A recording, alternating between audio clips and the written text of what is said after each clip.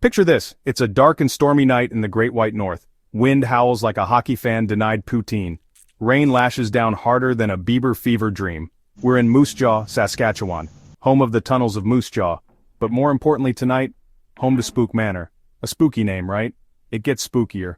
Legend has it that Spook Manor is haunted by the ghost of Old Man Withers who, rumor has it, choked on a Timbit and hasn't quite left the pastry plane.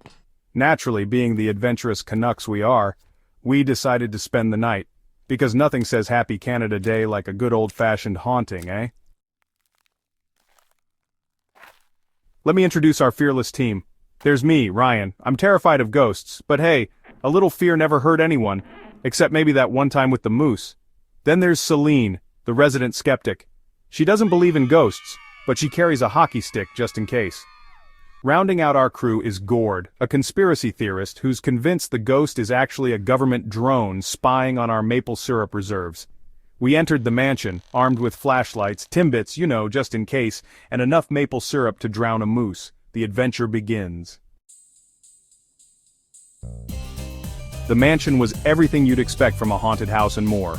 Cobwebs thicker than a beaver's tail, creaky floorboards that groaned louder than a hockey dad after a long game, and an eerie silence punctuated by the occasional sound of, was that a ghostly moan or Gord trying to open a ketchup chip bag? It was hard to tell. We wandered through dusty rooms, each one more bizarre than the last. A dining room table set for a ghostly feast of poutine and Nanaimo bars. A library with books mysteriously floating in midair, and a room entirely dedicated to Celine Dion memorabilia. Okay, maybe that last one wasn't so bizarre, but where was the ghost? We finally reached the attic, the rumored lair of Old Man Withers. The air grew cold and a faint smell of maple syrup wafted through the room. This was it.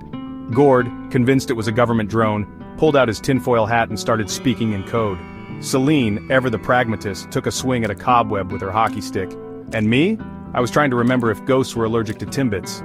Suddenly a figure materialized before us. It was Old Man Withers. Well, sort of. He was translucent, wearing a hockey jersey and holding a half-eaten Timbit. "Boo," he said, his voice a low moan. We stared at him, speechless. Then Celine did the most unexpected thing.